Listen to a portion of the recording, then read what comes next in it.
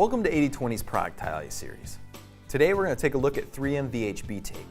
Now VHB tape, or very high bond tape, is a high strength bonding method that's easy to use and provides long-term durability. This double-sided tape adheres to a wide variety of materials, eliminates the need for machining, and is perfect for workstations, countertops, desks, and much more. Now it's worth noting that these are sold in packs of 10. It can be found in the 80/20 product catalog.